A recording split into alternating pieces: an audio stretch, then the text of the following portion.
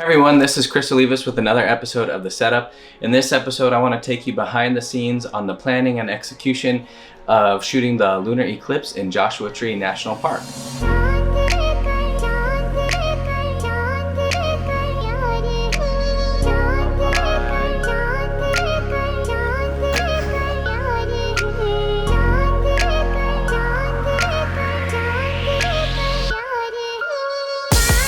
That looks so sick already! Woo! Look at that! Oh! First of all, for all things astro and planning photography, my go-to is PhotoPills. PhotoPills has all the information you could ever ask for on any event in any location.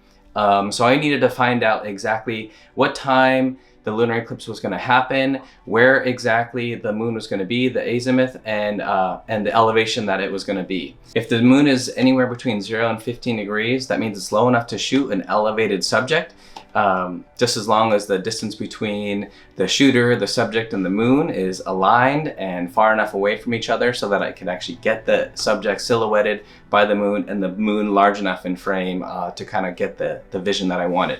And it just so happened that all these things were happening. The moon was going to be a full eclipse at 15 degrees at 9:15 p.m., which means that there was over an hour and a half to actually set up and utilize all the different light conditions from golden hour to blue hour. So this was just something we could not pass up. Next, I needed to find a place where this could happen. Joshuatree is an amazing place because it's a dark sky national park. There's plenty of different rock formations that I could actually place a subject nice and elevated with a pretty flat horizon. That's the other challenge, is if you're surrounded by lots of buildings or mountains or things like that, you won't really get a clear horizon. And so I wanted to find a rock formation that was really pretty vertical outcrop that had a nice flat horizon behind it. And the headstone rock formation was perfect for this. It was also a location that I could be at any angle to line up the moon. So I literally went to the drawing board, I found out the height of the headstone rock formation, and was able to use a little bit of some math and trigonometry to find the exact distance I needed to be in order to be aligning with that 15-degree difference elevation that the moon would be and that the rock formation would be, so that I could place some rock climbers in there. All that was left to do was to find the right team to pull this off, pray for clear skies, and make it happen. So I was pretty pumped to be able to recruit a stellar team, starting with a good photography buddy of mine, Johnny Laux, who's been on many adventures with me and is also packing a 600mm lens. Next, we needed our climbing crew, which was led by Leonard Salas, who's also an amazing climbing photographer. He was also leading the charge up the rock face, making sure that everyone was safe, things were prepped, and did some shooting as well. Kris, who's been on some other photo adventures with me, climbing through sea caves and doing some other treacherous activities. I knew he would be pumped to join the team. And finally, we were able to add a new addition to our team, Esther Marino, who proved to be a legendary rock climber. So let's check out what happened.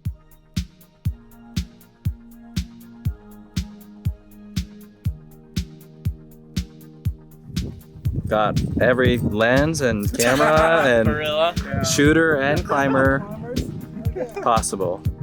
Fair enough. All right. I think so. Just like a little exposed area. Yeah. No, well, wouldn't we be rappelling that way? Oh, that way? Like rock here, right? Razor edge, we'd be rappelling inside. Guys, so this is Kris, and we are pretty pumped. We've got a crew that we're going to be trying to capture the blood moon, the lunar eclipse. We're just hoping we're going to have the right distance and the right ratio to the different size lenses that we got with people setting up. So we're hoping to catch some rock climbers on the east side of the headstone rock right as the moon is rising.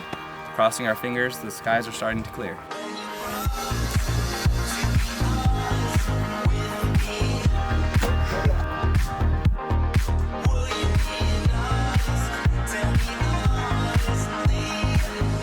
Yeah, Leonard.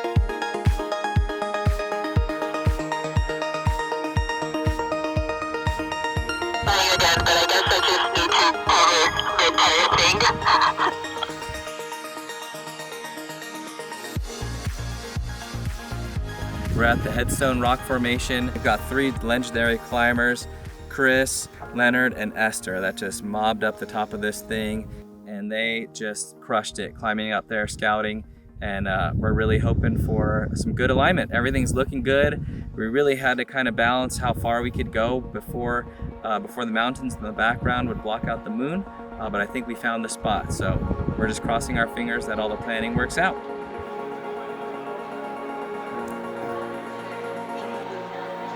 That looks so sick already!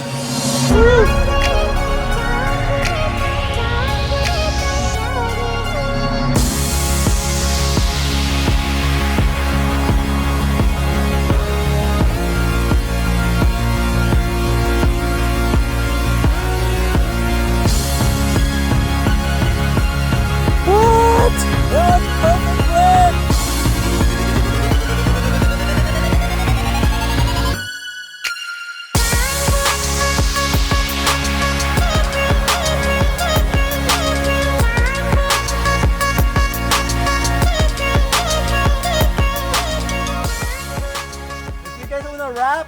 Wrap.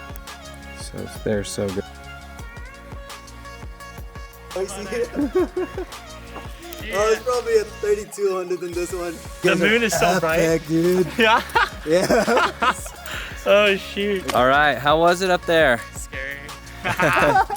Dude, my right ankle was just like gone. I was using that to like, I couldn't see, like, because it's dark, you know. I'm trying to hold her and keep her taut. Like, dude, it's all on just the right ankle, and I'm like barefoot too, and I'm like, dude. Oh my God, you're barefoot? I have no more right ankle anymore. But I can't feel my toes. I wasn't barefoot. Oh wow.